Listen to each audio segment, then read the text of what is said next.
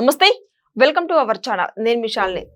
దువ్వాడ శ్రీనివాస్ గారు అండ్ దివ్యల మాదిరి నిన్న మనం చూసాం. ఏ ఛానల్లో చూసినా సరే దివ్యల మాదిరి అయితే అంటే శ్రీనివాస్ గారిని పోలీసులు అరెస్ట్ చేశారు. అరెస్ట్ చేసిన క్రమంలో దివ్యల మాదిరి రోడ్డు మీద ఉండటం, అంత గగ్గోలు పెట్టడం, పోలీసుల మీద ఎదురు తిరగడం అంతా మనం ఏ ఛానల్లో అయినా వస్తానే ఉంది, చూస్తానే ఉన్నాం. మరి ఎందుకు అసలు ఏం జరిగింది? ఈ నేపథ్యంలోనే జగన్మోహన్ రెడ్డి గారిని ఇరికించే ప్రయత్నం ఏమైనా చేస్తున్నారా? దీని మీద పూర్తిగా విశ్లేషించడానికి మనతో పాటు స్టూడియోలో ఉన్నారు ప్రముఖ రాజకీయ సామాజిక విశ్లేషకులు సీనియర్ జర్నలిస్ట్ సిఎస్ రావు గారు ఉన్నారు. వారిని అడిగే విషయాలను తెలుసుకునే ప్రయత్నం చేద్దాం. నమస్కారం సార్. సార్, దువ్వాడ శ్రీనివాస్ గారు ఎమ్మెల్యే గతంలో మనం చూసాం వైసీపీకి. సో ఆయన రాజీనామా చేసి వచ్చింది చూసాము. కానీ ఈ మధ్య ఇంకా వాళ్ళిద్దరు మంచిగా ఉంటూ అంతా జరుగుతూ పోతా ఉంది. మరి నిన్న సడన్ గా ఇంకా పోలీసులు అరెస్ట్ చేయటం, దివ్యల మాదిరి పోలీసుల మీద వాగ్వాదానికి దిగడం, రోడ్డు మీద ధర్నా చేయడం అదంతా జరుగుతుంది. అసలు ఏం జరిగింది? ఈ ఇరకాటంలో జగన్మోహన్ రెడ్డి గారిని పెట్టే అవకాశం ఉందంటారు? ఇంకిపల్లి సుబ్బుసాగుకి వచ్చిందని ఇప్పుడు దువ్వాడ శ్రీనివాస్ గారి ఇష్యూ కాస్త తాడేపల్లికి టచ్ అయింది. టచ్ చేసింది ఎవరు? మాధురి గారు. ఎలా చేసింది? ఇప్పుడు అరెస్ట్ చేశారు. ఎందుకు అరెస్ట్ చేశారు దువ్వాడ శ్రీనివాస్ని? అచ్చెన్నాయుడు గారు మంత్రి, ఆయన మీద అనుచితమైనటువంటి వ్యాఖ్యలు చేసినటువంటి కేసు అది. ఆ కేసులో పోలీసులు అరెస్ట్ చేశారు ఎవరు? దువ్వాడ శ్రీనివాస్ని. పైగా గతంలో చేశారు అనుచిత వ్యాఖ్యలు. రీసెంట్గా ఏంటంటే రోజుకి 70 కోట్లు వసూలు చేస్తున్నాడని చెప్పి ఒక విమర్శ చేశాడు ఆయన.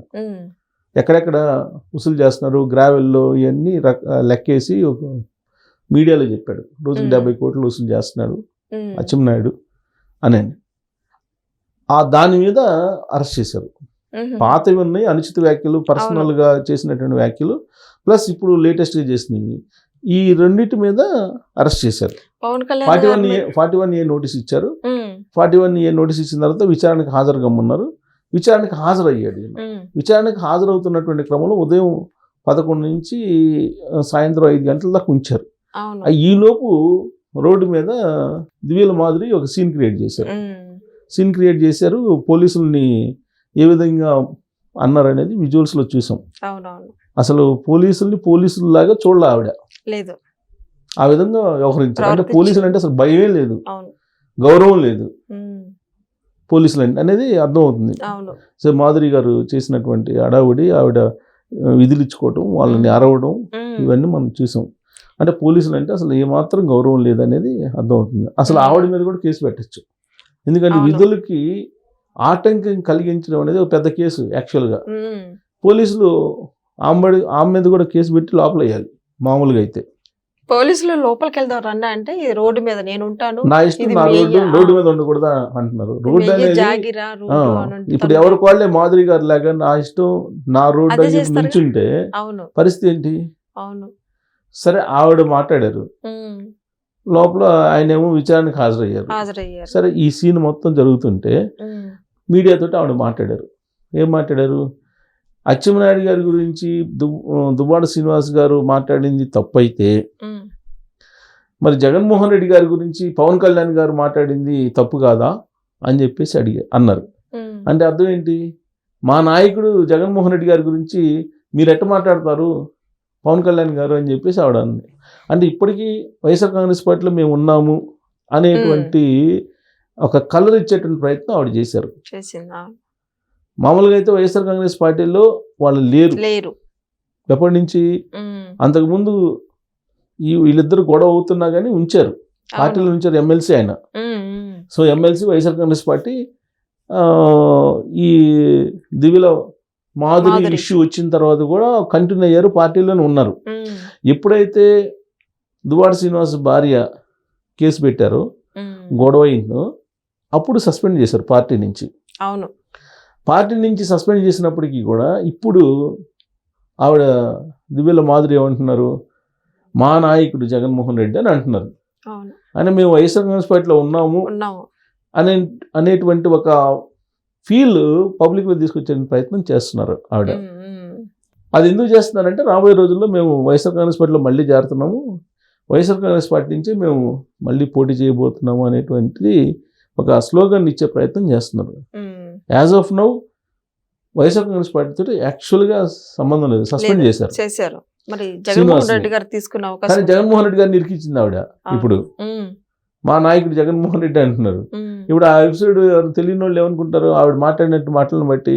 సో జగన్మోహన్ రెడ్డి గారు మరి ఈయన మీద యాక్షన్ తీసుకుంటాడా లేదని అడుగుతారు. అవును. కానీ ఎప్పుడో సస్పెండ్ చేశారు. ఉమ్, సస్పెండ్ చేసినప్పుడు కూడా జగన్మోహన్ రెడ్డి గారిని ఈ సీన్లో లాగారు. ఇప్పుడు ఉమ్, అంటే జగన్మోహన్ రెడ్డి గారు సాయి కృష్ణ ఉమ్, ఇష్యూలో, ఈ దివ్యల మాధురి ఇష్యూలో ఇలాంటి వాటిలో రెస్పాండ్ అవుతారని ఆవిడ ఉద్దేశం.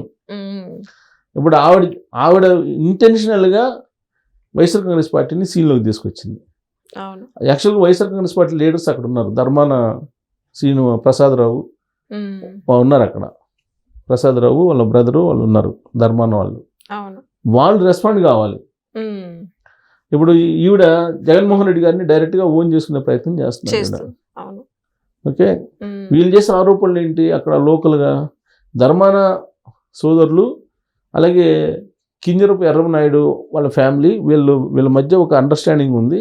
ఉమ్, అందువల్లే తమను ఎక్కిరానివ్వట్లేదు అనేది దువ్వాడ శ్రీనివాస్ అనేక సందర్భాల్లో ప్రైవేట్ సమావేశంలో వినిపిస్తూ ఉంటారు. ఉమ్, సో అక్కడ ధర్మాన మద్దతు లేదు, వైఎస్ఆర్ కాంగ్రెస్ పార్టీ వాళ్ళ మద్దతు లేదు. కేవలం వాళ్ళ పర్సనల్గా ఉన్నటువంటి 10 మందో 20 మందో 30 మందినో వెంట పెట్టుకొని రోడ్డు మీద కూర్చున్నారు ఆవిడ. అవును. రోడ్డు మీద కూర్చొని దువ్వాడ శ్రీనివాస్ని అరెస్ట్ చేయటం అన్యాయం, ఉమ్, 4 విచారణకు గంటల పాటు. పిలవటం అన్యాయం. ఉమ్, ఉదయం నుంచి సాయంత్రం దాకా మా రాజాని కూర్చోబెడతారా? అవును. మా రాజా అంటే ఏమనుకున్నారు? ఉమ్, మా రాజాకి టైం టు టైం ఫుడ్ పెట్టడం లేదు, మా రాజాకి మంచినీళ్ళు ఇవ్వట్లేదు, మా రాజానే విచారణకు పిలుస్తారా? మీకు ఎంత ధైర్యం ఉమ్, అని చెప్పి ఆవిడ సినిమా రెచ్చిపోయింది. స్టైల్లో ఏ విధంగా మాట్లాడారో మనం చూసాం. ఉమ్, మరి ఈ పోలీసులు ఈ ఇష్యూలో చాలా సీరియస్ తీసుకోవాలి. యాక్చువల్గా మరి అవును. దువ్వాడ శ్రీనివాస్ గారిని విచారణలో ఫేస్ చేస్తున్నారు. ఉమ్, సరే, విచారణ చేస్తారు, విచారణ చేసిన కేసు పెడతారు, కేసు తర్వాత కోర్టులో ప్రొడ్యూస్ చేస్తారు. కోర్టు కనుక ఒకవేళ రిమాండ్ ఇస్తే రిమాండ్ కోర్టులోకి జైలుకి వెళ్ళిపోతారు. జైలుకి వెళ్ళే అవకాశం. ఎవరు? శ్రీనివాస్. అది ప్రాసెస్లో జరుగుతుంది. ఉమ్, ఆన్ ప్రాసెస్, చట్టం తన పని తాను చేసుకోబోతుంది అన్నట్టు జరుగుతుంది. అవును. మరి ఒకవేళ అది జరిగితే ఈవిడ పరిస్థితి ఏంటి? ఉమ్, దివ్యల మాధురి ఉమ్, ఏమంటారు? అసలు అరెస్ట్ చేయడాన్ని తట్టుకోలేకపోతున్నారు. జైలుకి పంపిస్తే పరిస్థితి ఏంటి? నేను కూడా జైలుకి వెళ్తానంటదేమో అవును. అనే అవకాశం ఉంది. అవును. ఇప్పుడు ఆవిడ జైల్లోకి పోవాలంటే, జైల్లో ఆవిడని కూడా తీసుకెళ్ళి ఒకే సెల్లో పెట్టాలంటే ఉమ్, అది అయ్యే పని కాదు. ఉమ్, ఎందుకంటే ఈవెన్ అరెస్ట్ చేయాలి, ఈవెన్ అరెస్ట్ చేసిన తర్వాత కోర్టులో ప్రొడ్యూస్ చేయాలి, కోర్టులో జడ్జి రిమాండ్ ఇవ్వాలి, లేదంటే జైలుకి వెళ్ళడానికి అవకాశం లేదు. లేదు. సో ఈవిడ అడావుడి చూస్తుంటే మాత్రం ఖచ్చితంగా పోలీసులు ఈవిడ మీద కూడా కేసు పెట్టే అవకాశాలు ఉన్నాయి. కానీ ఉమ్, బట్ శ్రీనివాస్ గారు చేసిన దానికి నేను అనుకోవటం అది పిటి కేసు. ఉమ్, 41A నోటీస్ ఇచ్చి విచారణ చేసి పంపిస్తారు అనుకుంటా. ఉమ్, బట్ ఈవిడ చేసిన అడావుడి ఆయన కన్నా కూడా ఎక్కువ ఉంది. ఉమ్, పైగా దీంట్లో జగన్మోహన్ రెడ్డి గారు లాగడం అనేది అది హైలైట్ ఈ మొత్తం ఎపిసోడ్లో. ఉమ్. సార్ నిన్న అయిపోయిందా? మరి ఈ రోజు కూడా ఉంది, కంటిన్యూ అవుతుంది. కంటిన్యూ అవుతుంది. కంటిన్యూ అవుతుంది. దానికి ఇంకా ఎండింగ్ రాలా. ఎండింగ్ రాలేదు. ఈ వీడియో చేసేటప్పుడు ఎండింగ్ అయితే రాలా. Okay, thank you sir.